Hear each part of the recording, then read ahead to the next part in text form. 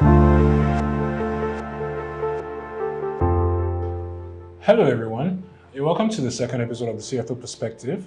I'm your host for today, I'm Mo, and with me here today is the delectable Oyinda Akanbi.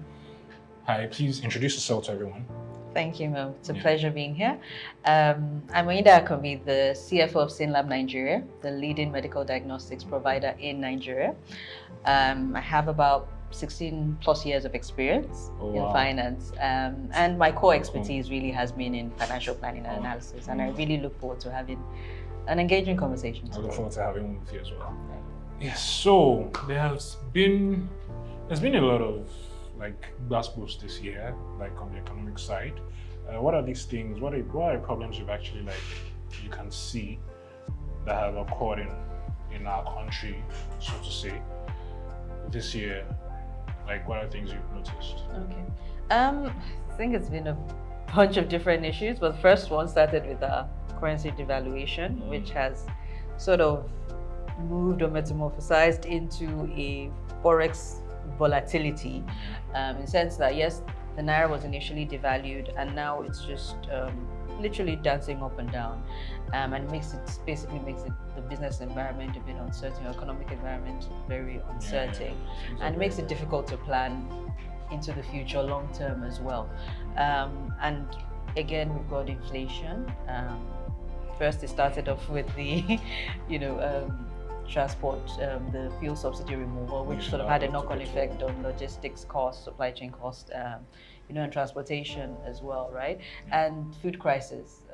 We have skyrocketing cost of food. It's been a whole lot. Yeah, it's been a whole lot. So of course, all of that now has a knock-on effect on cost of supply, of goods and services in the country. So it's been a tough one. It's actually been a whole lot. So how do you think all these things are actually affecting businesses? Inflation definitely is affecting businesses because you plan believing that this is going to be the cost you spend to be able to generate the revenue that you're projecting in the business, and then the year starts off, and as we found this year, exchange rate moved.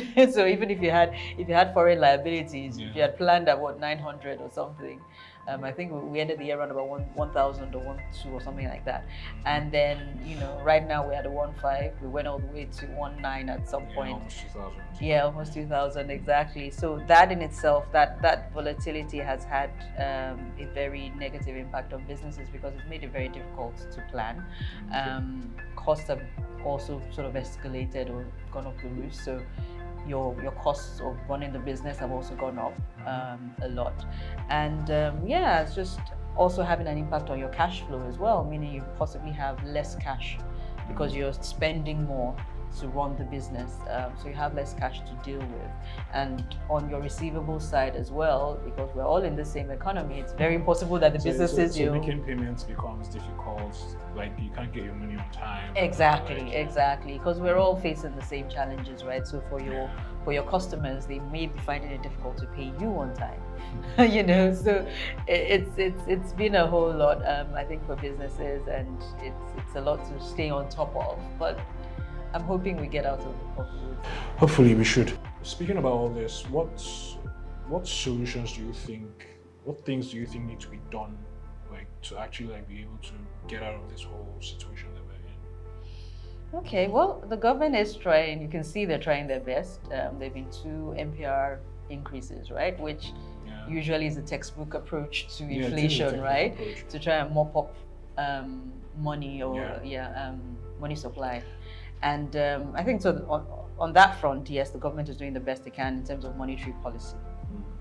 One thing that we may need the government can look into is really increasing production, because one of our problems is the fact that we're an import-dependent economy, right? So as the exchange rate goes up, the cost of whatever you're buying from abroad also goes up. So of course, if we can combat that with producing locally, of course, I mean, there's still an indirect impact of the exchange rate on local production, because some of the raw materials are also imported, but at least it's minimized, right?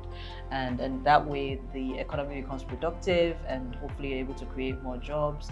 And fingers crossed, in a year, in in a matter of time we're sort of out of the woods if that's done. Because I get, I totally get you, because I know that I don't know how soon, but most times when the economic policies are like, they usually take a very long time.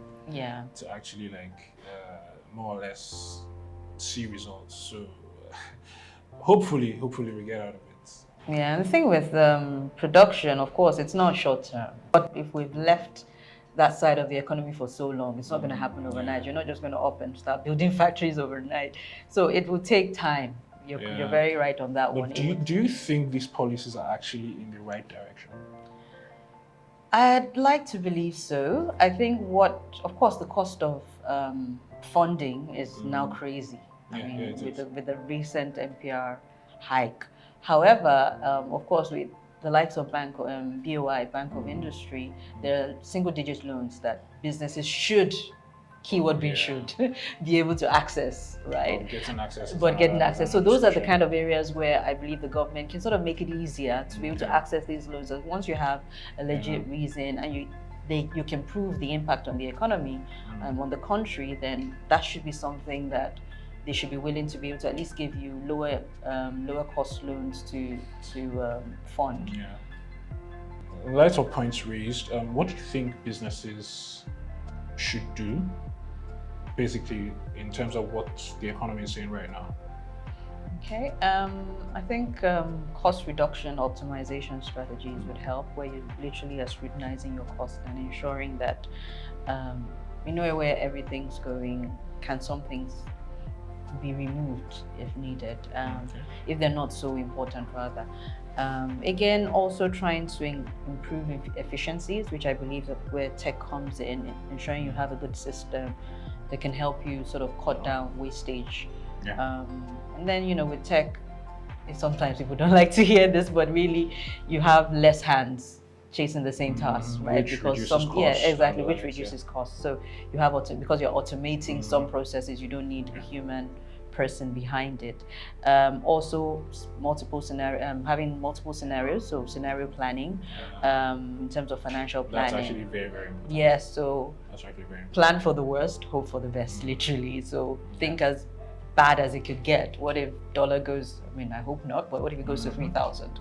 What does that mean for your business? And basically looking at that impact on your financials and sort of having a plan that if this ever happens, what do you kickstart and what do you put in place to ensure that it doesn't affect the company in an adverse, or the impact isn't too bad.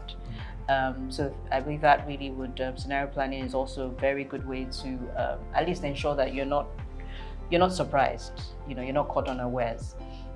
Okay, so more or less have multiple scenarios and what is going to happen in each scenario. Also make sure with the financial planning that it's fluid, right? Your models have to be fluid. So if you're having dollar transactions, there should be a place where you can change the dollar exchange rate and it sort of flows through your financials and you can immediately see the impact, because in this sort of situation, it's important to be able to make decisions quickly. Right? In the span of 24 hours, and if the exchange rate is moving by 50 to 100 naira. So if you can't be quick, then you would basically lose out, and the impact could be worse. So it's very important to have very fluid models as well. I find that has worked in our business too. And being able to also look at possibly ways to pass on the cost.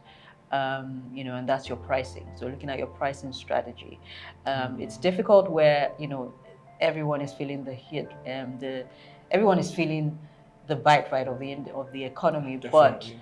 But you have to ensure that you're still able to, for us financial people, right, ensure profitability, right? So it may not be as much as you had predicted, but at least you need to be able to at least break even and stay afloat and ensure that you're able to give something back to your investors. Exactly. So looking at your pricing, staying on top of that, looking at how you can tweak that to ensure that you have a cushion for the rising costs that you may have in the business. And as I mentioned, again, scrutinizing those costs and ensuring you're prioritizing and ensuring that you're spending money where it needs to be spent and not just for the fun of it. Yeah, that makes a whole lot of sense. Over the course of your career, I know that you probably would have encountered certain uncertainties. Can you shed some light on a particular time where you put up some financial strategies to actually overcome the particular situation at that time? Okay. Yeah, it's interesting that a similar situation to what we're not as bad happened a few years ago, so 2014 to roughly about 2016, where we had the first, well, I wouldn't say the first, but we also had quite a huge spike in exchange rates as well. Yes, I think I remember. Yes, and it was hitting almost 500 at some point, right? It was from like 100 and something. Yeah, 160, yes, to roughly 500 before it then stabilized around at 360, which we now knew for a few years before we went crazy again in 2020, sorry. And I think for me, the scenario planning is something that has worked for me. Having very fluid models, such that anything changes, you're able to plug it in, see what that impact would be, for instance, on the P&L, and also on your cash flow, and being able to sort of advise the business. Sometimes it may be looking at pricing, sometimes it may also be looking at negotiating your cost with the suppliers. So basically making it more variable, and that's very dependent on how much I use as opposed to fixed costs where it's just a blanket fee. Another thing that we also looked at in terms of trying to still drive revenues, looking at the price volume trade-off. So again, looking at if we're able to still push for more volumes, how that will still impact us, and if that's going to have an adverse effect on our cost, if that is just basically multiplying the variable cost. And if there's some fixed costs where we're like, okay, even if we increase volumes to this level, we're still able to stay profitable. So back to the scenario planning primarily. And again, just watching the cash flow. For me, in times like this, it's always good to collect your cash as soon as possible. Yeah, you don't want to be leaving money out there, So selling responsibly, I always say this to the sales team as well, that look, at this point, we don't want to sell at all costs, right? We need to be sure that we're keeping our ears to the ground and ensuring that whoever we're selling to is hopefully able to pay us back when it's due. And honestly, I don't mind giving a discount if you're giving my cash earlier. So if you can give me if you can do a prepayment, for instance, right, then I'm willing to give you something. So those are sort of strategies we looked at. And then speaking with your suppliers to also see, as mentioned, about the variable, having variable costing. And again, really just looking at your costs. It's almost like you try to do the barest minimum at this point. So you prioritize your cost. For me, main priority is anything that drives revenue. And then second would be anything that may adversely affect operations. So if I don't spend this money, does that mean my operations would my operational efficiencies would dwindle and have a knock-on effect on the customer, right? And then I'm not able to sell again, So for me, those are always the key priorities in times like this. And then everything else is just takes a back seat. And we're constantly doing, investment appraisals on almost any material cost. Like if I invest this, if I spend this money, what is the return going to be? If the return doesn't make sense, then we have to ask ourselves the hard questions. Do we really need to do this, or can we do without and still achieve results? It's been so much fun having you around. So speaking about uncertainties and the likes, I know that when things are uncertain, when we're in a volatile environment, more or less it creates opportunities actually. So what current opportunities do you see in the Nigerian economy right now? What opportunities do you see that probably are spiraling up here and there? I think the tech space is definitely doing really well, and that's something to leverage on. And what that means for us is we now have a lot more homegrown solutions to technology, right? So good thing is you then don't have to pay dollars to get a good tech solution anymore. You can pay in Naira and get a very good solution that can help your business improve efficiencies and hopefully in the long run drive down costs. I guess in terms of sectors, Greek is also a space that, as we mentioned, there's already a food crisis with rising costs. So it depends on the business you're in, right? But again, for businesses that can venture into that, maybe production businesses, they could also sort of go down the supply chain and sort of go backward integration, that's the word I was looking for. Yeah.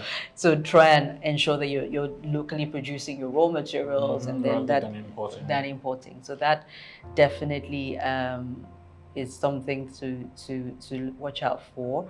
Again, looking at ways to also export your services, right? So you can also earn FX. That would also be good. You find a lot of young people nowadays are working remotely. So you have people who live in Nigeria and working in America, working in the UK, across the world, and earning in foreign currency. And I think for any business, it will be good if you can look within and think, okay, how can we export our services or our products so we can also earn as in foreign currency? So that at least sort of helps you mitigate that risk, because if you're earning, then you can spend from what you earn, right? Rather than having to spend your naira, sell your naira to buy dollars every single time. So that would be good. Again, looking at the African continent, thankfully there's been a lot of conversations about, ensuring there's a free trade across the continent, and that should open up opportunities as well in the near future. So again, looking at exporting your goods and services within the African continent. Exactly. So I think those are opportunities that businesses can look at. Again, it's different for every single business now. You need to know what works for you, but most importantly, diversifying. So there shouldn't just be one stream of income. You should have multiple streams, and I think that also goes for personal, income as well. So that I think would help in the future. Okay. All right. So considering business opportunities we've talked about and uncertainties that currently exist, I know that companies have to be more flexible and agile in their financial management and the likes. So how can companies actually achieve this? Okay, I think first we've mentioned scenario planning a lot, and really what that helps you do is plan for multiple scenarios and at least be able to plug and play when either of them happens, right?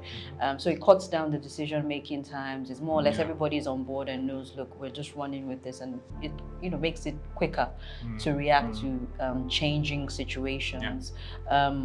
So that for me is something that's very keen. And again, with your financial model, it's very important that that it's fluid and flexible. So again, you give it the scenario planning, but again, if something changes that was not on your scenarios, for instance, if you plug it in, can you quickly see what the impact is and then be able to run with that? Collaboration is key. Ensuring that there's an ownership mentality and everyone understands that there's an urgency in making decisions, so you can cut out the delay that comes from bureaucracy and all of that. So getting all the key players or key decision makers to the table when anything drastic or material that would have a material impact on the business happens, right? Automation is also another one to just cut out any excesses and redundancies, just to ensure that the business is running efficiently. And I think that's really off the top of my head, the few I can... Makes a whole lot of sense, and then speaking about automation, when we talk about automation technology, I know that this churns out a whole lot of data. So how important is these amounts of, because it's voluminous data sets that are actually going to be produced, how important are these to financial management and financial planning? Okay, so one good thing that data helps you do is to identify trends and patterns, right? And again, sort of make correlations where you can see that something happens in the environment or the economy, and this is the impact on the business. This is what happened in the past, and this is most likely the impact in the future. So again, it helps you sort of predict outcomes, looking at past patterns, right, and trends. And that's really the beauty of data. And of course, you have to be able to churn through this data quite quickly and analyze it to be able to, predict what's going to happen. Because you can make correlations. Again, it's not an exact science, and no one has a crystal ball. But you learn a lot from the past, and it's ensuring that you have the right tools to be able to do that effectively and quickly, so you can drive decision making in the right direction. Okay. All right. Thank you very, very much. So what What tools do you use or have you used in time past regarding? I think top of the league would be Excel for me. And Okay, definitely. I think definitely Excel. Yes, Definitely Excel. There's no finance person who doesn't use Excel on a daily basis. Definitely. Of course, Power BI too has been very helpful in terms of visualizing the data and making it quick to understand and easy to spot patterns quite quickly. So it cuts out the time you'd use to personally do that on Excel, right? Another one is Tableau that I know that is also quite popular as well. So I think for me, it's really just leveraging on these different technologies and which sort of helps speaks to your business best and helps drive, cut down the time it takes to analyze this information that you may have. All right. So thank you very, very much. It's been so much fun having you around. Thank you for having me. I just have to shake you. You've done so well. Thank you very much. And that's it on this episode of the CFO Perspective. I will see you next time.